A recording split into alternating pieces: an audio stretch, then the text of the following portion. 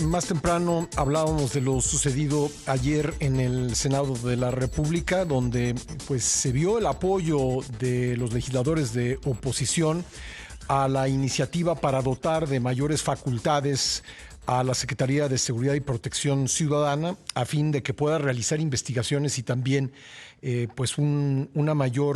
mayores atribuciones en materia de inteligencia para combatir a la delincuencia. Vamos a conversar sobre esto con Ernesto López Portillo, coordinador del Programa de Seguridad Ciudadana de la Universidad Iberoamericana y experto en temas de seguridad. Ernesto, bienvenido al programa, ¿cómo estás? Hola Pascal, gusto en saludarte, a tus órdenes. Oye, pues, ¿cómo ves esta iniciativa para fortalecer a la Secretaría de Seguridad? ¿Es lo que se requiere para poder resolver el acertijo de la inseguridad en el país? Mira, Pascal, hasta cierto punto sí, pero nos faltan las respuestas a muchas preguntas. Primero hablemos de algo que puede ayudar con esta reforma. El secretario García Harfuch tiene una experiencia fuerte construyendo equipos de trabajo integrados entre Secretaría de Seguridad y Fiscalías, en este caso lo que fue la Ciudad de México. Esta reforma tiene un componente del que más se está hablando ahorita, que es asegurar que la Secretaría a su cargo utilice sus recursos para construir casos. Construir casos adecuadamente, probar, probar responsabilidades, es decir, llevar a juicio y lograr demostrar a través de procesos bien hechos, de acusaciones bien hechas, de la mano de Fiscalía General de entrada, lo que muchas veces no sucede, como sabes, Pascal. Entonces, en esa parte queremos pensar en positivo, porque podríamos tener una nueva, digamos, mejores metodologías Ujú. y mejores procesos de coordinación en la parte federal por lo pronto. Pudiera pasar. Hay otros componentes, Pascal, que no se están mencionando en los medios de la reforma que son muy relevantes. Ujú. El Secretariado Ejecutivo del Sistema Nacional de Seguridad Pública, pues la gente en general casi no lo ubica, pero es como el área operativa de este enorme sistema nacional que reúne desde hace 30 años. Es el órgano de Estado que se supone debe asegurar la coordinación y también la homologación de estándares, Pascal. Esta reforma, si la lee uno, que es rapidísimo la lectura, trae nuevos poderes para el Secretariado Ejecutivo, que tiene que hacer, por lo pronto, algo que es importantísimo, Pascal, es no solamente trabajar en la dotación de recursos federales para fortalecer autoridades locales, que es una cosa que en el sexenio de López Obrador se dejó completamente a un lado, o prácticamente a un lado, sino que además la reforma dice auditar, y Ujú. auditar conforme a evaluaciones, Pascal. Esto suena lejano, suena abstracto. No, hay que recordarle a la gente que una política pública que no es evaluada es una política ciega. Y de esas tenemos por todo el país. Es decir, se hacen cosas Ujú. que no sabemos si funcionan o no funcionan, o incluso si hacen más daño. Como puede ser, por ejemplo, te voy a dar el ejemplo más claro, más evidente, el descabezamiento de organizaciones delictivas que se hace desde hace mucho tiempo y que es parte del motor de la violencia. Entonces, el segundo punto. Y el tercero, rápidamente, tiene que ver con que el sistema tendrá que, o sea, vuelve a crecer las atribuciones jurídicas, ahora desde la Constitución, para que el sistema nacional sí asegure la coordinación, Pascal. Entonces, Ujú. me preguntas si es lo que se necesita. Yo te digo, bueno, es que desde 1994-95, con la reforma del presidente Cedillo, nació este sistema y ya decía coordinación, Pascal. Ujú. Ya estaba la conferencia de procuradores, ya está la conferencia de presidentes municipales, de secretarios de seguridad. Sí, tiene entre 50 y 60 sesiones el Consejo Nacional. Y más aún, y esto nos preocupa mucho, es que todo el tiempo el Consejo Nacional tiene acuerdos unánimes, en todo este tiempo. Cuando nace el Sistema Nacional de Seguridad Pública, México estaba infinitamente mejor que hoy. Mm. Comencemos por tasa de delitos. Era más o menos entre 2 y 3 veces menor a la que es hoy, cuando nació el sistema, Pascal. Entonces, las reformas por sí mismas no resuelven las cosas. Y la cultura política y la cultura jurídica en México y para mucha gente de la sociedad, la reforma sigue siendo en sí misma la noticia que necesitamos. No es así. Mm. Necesitamos la reforma y luego necesitamos la operación, por supuesto, con implementadores expertos, especialistas, implementadoras especialistas, y con la clave transversal a todo eso que es transparencia y rendición de cuentas. Si yo le doy dinero a un municipio, se lo doy para qué, cómo mido el resultado, particularmente cómo evalúo el impacto, Pascal. Sí. Entonces ya basta de estar aplaudiendo reformas. Yo no sé si tú te acuerdas, para mí es inevitable la comparación, pero ya hablamos de una supersecretaría con Calderón. Con Calderón creció 6 veces el presupuesto de la Secretaría de Seguridad Pública Federal, Ujú. al menos. Tengo información de diagnósticos, Pascal, cuando termina Calderón. Bueno, primero déjame cerrar esto. Crece 6 veces, nos dice Calderón que va a resolver el asunto y nos deja con entre 3 y 4 veces más de homicidios. Cuando más recursos hubo para gobierno federal, recursos, infraestructura, helicópteros, tecnología, armas, el sexenio atravesó multiplicando entre 3 y 4 veces los homicidios. Entonces, si seguimos hablando de reformas y dineros y tecnologías y equipo y despliegue, sin cruzarlo con evaluación de impacto, pues Ujú. vamos a seguir en las mismas. Entonces, eso es lo que no hemos tenido, evaluación de los recursos invertidos o lo que ha faltado. Es como si no tuvieras Coneval. Sí. De hecho, recuerdo rápidamente, hicimos hace mucho un documento con el entonces rector de la UNAM, el doctor Narro, y en un evento que hicimos ya hace varios años, precisamente hubo quien proponía una suerte de Coneval de la seguridad. Ujú. Es decir, un lugar, un cerebro que esté diciéndonos qué funciona, qué no Mm. funciona, qué es prometedor. Sí. Por cierto, si quieres asomarte, Pascal, yo sé que tú buscas información todo el tiempo. Se publicó hace un año, quizá un poco más, una plataforma del Banco Interamericano de Desarrollo que trae centenas de evaluaciones de qué funciona y qué no funciona en seguridad y justicia. Ujú. Y se acaba de publicar hace apenas unas semanas un estudio del Laboratorio de Estudios sobre Violencia de la Universidad de Río de Janeiro. Por primera vez, Pascal, se sistematizaron todos los programas que se pudieron encontrar en América Latina y el Caribe que sí tienen evaluación Ujú. en reducción de homicidios. Y te voy a dar algo, te voy a decir algo que es duro aceptar. Hay 2 estrategias contraproducentes, dos que se encontraron entre las 60 y tantas, solo dos que está confirmado que producen más homicidios. Una es descabezamiento de organizaciones Ujú. y otra es el patrullaje militar. Porque hay evaluaciones, unas se hicieron en México y otras en Colombia, y quien quiera ver el documento solo tiene que abrir sistematización, programas de reducción de homicidios, está en la red.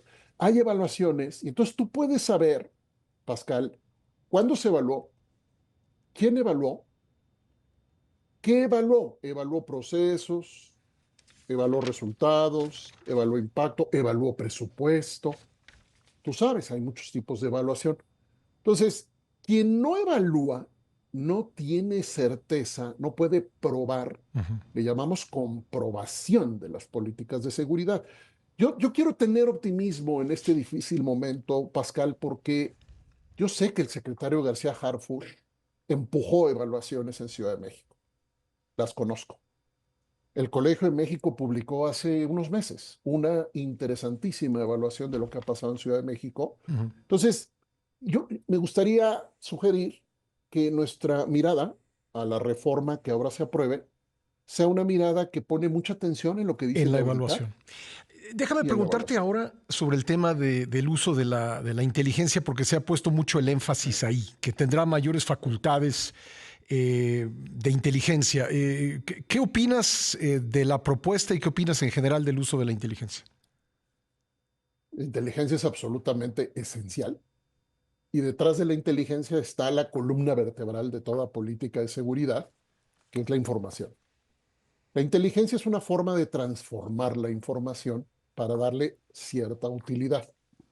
Cuando tú tienes enfrente a personas que son expertas en salir a la calle, recoger información y usar muchas fuentes de información directas, indirectas, para sistematizar información, si tú tienes eso, tienes un buen paso avanzado. El problema, Pascal, es cómo controlamos, cómo aseguramos a los sistemas de inteligencia. Hemos dicho muchas veces que nos falta asegurar nuestras instituciones de seguridad porque están en muchos lugares del país, como bien sabes, contaminados los sistemas. Ujú. ¿Qué está contaminado? El trabajo en la calle, contaminadas las carpetas de investigación, contaminada la forma de hacer los informes policiales homologados. Entonces, toda esta cadena de producción de información de la que habla el secretario García Harfuch siempre, tiene que estar limpia, tiene que estar controlada, tiene que estar cuidada. De lo contrario, tu información está penetrada, Ujú. manipulada por intereses criminales. Entonces, siempre vamos a estar a favor de la inteligencia como un requisito esencial, pero no sin controles. Y aquí rápidamente salto al problema del Congreso, Pascal. El Congreso de la Unión tiene apagados o semi-apagados sus sistemas de fiscalización en estos temas. Y la experiencia del mundo, asómate si quieres, o en nuestro auditorio que se asome, por ejemplo, al Comité de Inteligencia en Estados Unidos, del Senado. La experiencia del mundo es que si tú no metes la mano para fiscalizar estos esquemas, Ujú. sí con esquemas de control, claro, ¿no? Son comisiones que trabajan con determinada confidencialidad. Si tú no tienes ese control, Pascal, los sistemas de inteligencia se te pierden en el camino porque tienes a la gente sometida a presiones brutales de intereses criminales, con recursos, con armas, a veces con apoyo político, con apoyo empresarial, con apoyo financiero, porque la delincuencia organizada ha crecido así. Entonces, sacas inteligencia, necesitas cuidarla. Y cuidarla es controlarla tú adentro, pero también permitir controles de fiscalización externa, Pascal. Ujú. Ahora, tengo 2 minutos, un poquito menos en este bloque. Me gustaría después invitarte a que te quedes con nosotros para platicar un poco más, pero te hago una pregunta final en este bloque sobre el tema de inteligencia. Hay quienes tienen el temor, y creo que es un temor justificado por cosas que han pasado, que de repente estos mayores poderes en materia de inteligencia pudieran usarse políticamente para espiar a rivales políticos. ¿Tú qué piensas de esto? Es un temor completamente fundado, pero precisamente el antídoto son los sistemas de fiscalización. Ujú. Es que toda política e institución de seguridad escondida, Pascal, en todo sistema político, ojo, no, en democracias incluso Consolidadas. Ujú. maduras, ¿sí? También se pierden en el camino. Ujú. Entonces, perder quiere decir que yo uso la información que puede imputar un delito, por ejemplo, que puede usar para hacer, y la uso en contra de mis adversarios políticos.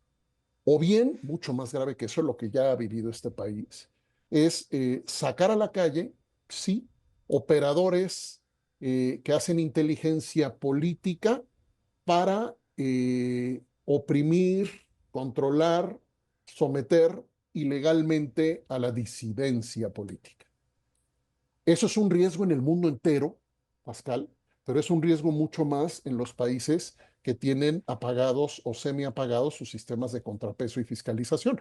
INAI en este caso es un tema fundamental. Acabamos de publicar un mapa nacional de las actividades militares de 16 años, Ujú. seguridadviacivil.ibero.mx, y lo hicimos porque el INAI ayudó a que las Fuerzas Armadas entregaran información de lo que hacen. Déjame quedarme ahí en ese punto porque estamos en medio de una reforma para fortalecer las capacidades de la Secretaría de Seguridad, incluida inteligencia, y estamos desmantelando al INAI y otros organismos públicos, y estamos también a punto de llevar a cabo una elección de jueces en este país. ¿Qué significa esta combinación? Si quieres, le entramos regresando el corte. Claro que sí. Volvemos a seguir. Estamos conversando con Ernesto López Portillo, coordinador del programa de seguridad ciudadana de la Universidad Iberoamericana y experto en temas de seguridad, sobre la reforma que se presentó para ampliar las facultades de la Secretaría de Seguridad y Protección Ciudadana. Y uno de nuestros radioescuchas, estimado Ernesto, planteó la pregunta que hice al final del bloque anterior, creo que mejor que yo, porque me dice que me pide que te pregunte sobre la dicotomía entre inteligencia y seguridad y constitución y derechos humanos. Creo que ese es el dilema. Bueno, inteligencia y seguridad, constitución y derechos humanos. El pináculo del sistema del régimen constitucional son los derechos humanos. Esto ha sido muy difícil que en el sistema político mexicano y en la sociedad en general podamos aceptar que los derechos humanos en realidad son de todas, de todos, y debemos cuidarlos todas y todos. El problema es que las políticas de seguridad fallidas y una muy mala o deficiente pedagogía en derechos humanos ha hecho pensar que los derechos humanos estorban a la seguridad. Uh-huh. Nosotros lo decimos al revés. Y lo explicamos de manera muy, muy clara. Si tú permites que tus derechos se vayan reduciendo en su ejercicio, digamos, nadie puede quitarte los derechos. Pueden restringirse el ejercicio de derechos y hay sistemas constitucionales para hacerlo de manera temporal y puntual. El contraejemplo son los países en donde los regímenes de excepción se hacen ordinarios, o donde las normas constitucionales, como la prisión preventiva oficiosa, se hacen ordinarias cuando en realidad son poderes extras, poderes que no convergen con la protección de derechos. Voy a poner un ejemplo para el beneficio de la claridad de lo que nos debe importar a cada una y a cada uno, que es la presunción de inocencia, Pascal. Uh-huh. La presunción de inocencia es la columna vertebral del Estado de Derecho. Y todos los días los políticos dicen Estado de Derecho, pero lo cierto es que tenemos un gran problema con el Estado de Derecho. Entonces, ¿qué hacen los gobiernos? Bajan los estándares de prueba e incrementan los castigos. Entonces, ¿qué hacen? Que el Ministerio Público puede hacer más y más y más y más cosas. Y en ese sentido se usa más la prisión, son más fuertes las penas y de todos modos la seguridad no mejora. Uh-huh. Eso es un fenómeno de América Latina, Pascal. América Latina tiene el 8% de la población del mundo y pone 1 de cada 3 homicidios violentos del mundo.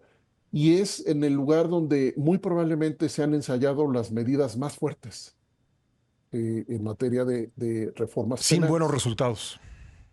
en general. Uh-huh. Tú puedes renunciar al régimen de derechos como El Salvador y apresar a decenas de miles sin presunción de inocencia. Esa es una decisión que no quisiéramos nunca ver, en donde la gente puede ser en cualquier momento puesta presa sin que la familia la pueda ver, sin que tenga derecho a defensa, sin que haya audiencia, y estás en prisión y se acabó por orden del presidente. Nosotros tenemos eventos grabados en nuestro canal de YouTube con gente de El Salvador explicando esto por si alguien lo quiere ver. Entonces, no se trata de renunciar a derechos para tener seguridad. Se trata de tener más seguridad para proteger mejor nuestros derechos. Es justo al revés. Regresando a lo del INAI, Pascal, si me permites. Los controles. Mira, mientras platicamos tú y yo, Pascal, recibo una convocatoria donde la organización Fundar, una organización que tiene muchísimo prestigio, Dice, ¿sabías que las fiscalías son las autoridades señaladas en el 44% de las denuncias por tortura? Cuando tú no tienes controles, los poderes de las instituciones que tienen precisamente más poderes, Ujú. como detenerte, interrogarte, esas instituciones están sueltas. Y en este país, como en muchos países, la tortura es sistémica. Es un ejemplo. Ahora, ¿cómo nos acercamos al INAI? Tema INAI.